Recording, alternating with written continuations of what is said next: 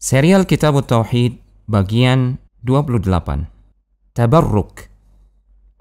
Pada pembahasan kali ini, Syekh Muhammad bin Abdul Wahhab rahimahullahu ta'ala masih membawakan contoh perkara-perkara yang bisa melenyapkan pokok tauhid atau mengurangi kesempurnaan tauhid tersebut.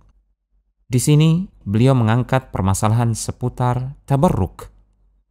Tabarruk adalah upaya mencari keberkahan, mengharapkannya, dan meyakini sesuatu bisa memberikan keberkahan. Asy-Syaikh membawakan firman Allah Subhanahu wa taala dalam surat An-Najm ayat yang ke-19 sampai dengan ayat yang ke-23.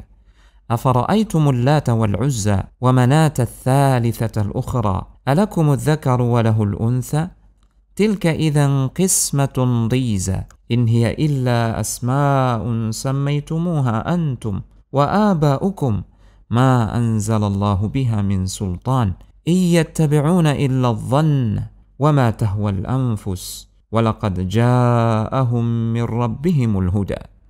Kabarkanlah wahai orang-orang musyrik, apakah berhala-berhala ini, yaitu Lata, Uzza, dan Manat yang ketiga, bisa mendatangkan manfaat dan mudarat sehingga kalian menjadikannya sekutu selain Allah Subhanahu wa taala?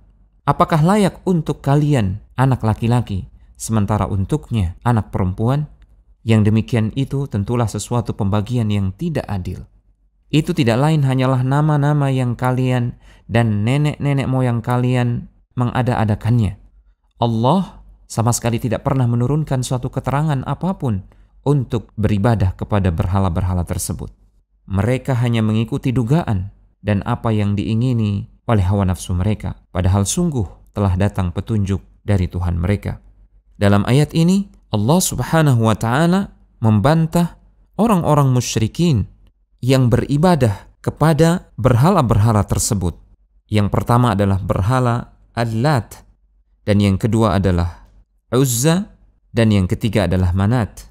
Para ulama menyebutkan Al-Lat adalah sebuah batu berwarna putih yang ditutup dengan tabir. Di atasnya dibuatkan sebuah rumah kubah, dan berhala tersebut terletak di Taif. Ada juga para ulama yang mengatakan Al-Lat adalah nama seorang laki-laki yang saleh yang senantiasa membuat adonan makanan buat para peziarah Baitullah, buat orang-orang yang datang untuk berhaji. Laki-laki saleh tersebut wafat, kemudian kuburannya diagungkan sehingga menjadi berhala. Adapun Uzza adalah berhala berupa kayu yang di sekelilingnya terdapat pagar. Berhala tersebut ditutupi oleh tirai-tirai, terletak di antara kota Mekkah dan Taif. Adapun Manat adalah sebuah berhala yang diagungkan dan terletak di antara kota Mekkah dan Madinah. Mereka orang-orang musyrik tersebut ada yang menganggap Manat adalah sosok anak perempuan Allah Subhanahu wa ta'ala. Allah kemudian mencela keyakinan mereka tersebut dengan mengatakan, apakah pantas buat kalian anak laki-laki sementara untuknya Allah Subhanahu wa ta'ala anak perempuan? Ini adalah pembagian yang tidak adil. Kalian menyucikan diri kalian dari anak-anak perempuan, sementara kalian menisbatkan anak-anak perempuan tersebut untuk Allah Subhanahu wa ta'ala. Maha suci Allah Subhanahu wa ta'ala dari memiliki anak. Allah Subhanahu wa ta'ala kemudian meminta bukti dari mereka atas kebenaran klaim mereka tersebut yang telah menganggap Lata, Uzza, dan Manat sebagai sosok-sosok yang berhak untuk diibadahi. Allah Subhanahu wa ta'ala tidak pernah menurunkan keterangan tentang ketiga berhala tersebut, bahwasanya mereka berhak untuk diibadahi. Itu adalah persangkaan mereka dan keinginan hawa nafsu mereka. Persangkaan yang baik atas kesesatan nenek-nenek moyang mereka. Dalil dan bukti yang nyata hanya datang dari rasul-rasul yang Allah utus untuk manusia. Orang-orang musyrikin tersebut tidak memiliki dalil, tidak memiliki keterangan yang nyata atas peribadatan mereka kepada selain Allah Subhanahu wa ta'ala. Karena Allah tidak pernah menurunkan keterangan tersebut. Allah justru menurunkan bukti-bukti yang nyata melalui para rasulnya, melalui kitab-kitab sucinya, bahwasanya hanya Allah saja yang berhak untuk diibadahi.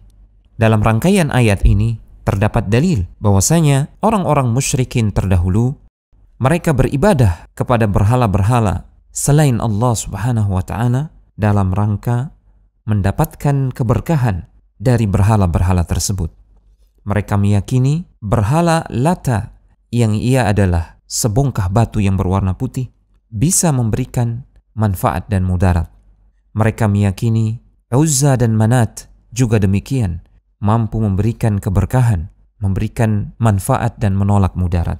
Maka orang-orang yang bertabarruk atau mencari keberkahan dari kuburan-kuburan orang-orang yang dianggap saleh atau keramat disamakan oleh para ulama dengan bertabarruk pada batu putih Lat yang di situ adalah kuburan laki-laki saleh bernama Lat.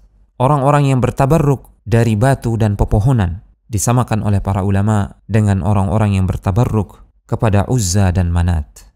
Di antara pelajaran dari ayat ini adalah bahwasanya bertabarruk dengan pepohonan, dengan bebatuan, itu termasuk kesyirikan. Kemudian yang kedua, disyariatkan untuk membantah orang-orang musyrikin demi membatalkan kesyirikan yang ada pada mereka dan demi menegakkan dalil-dalil tauhid. Yang ketiga, hukum syariat hanya bisa ditetapkan dengan dalil-dalil yang Allah Subhanahu wa taala turunkan. Tidak cukup hanya berdasarkan persangkaan, dugaan, dan hawa nafsu. Demikian, semoga Allah Subhanahu wa taala melindungi kita dari amalan-amalan tabarruk yang tidak disyariatkan. Telegram channel Kristal Iman.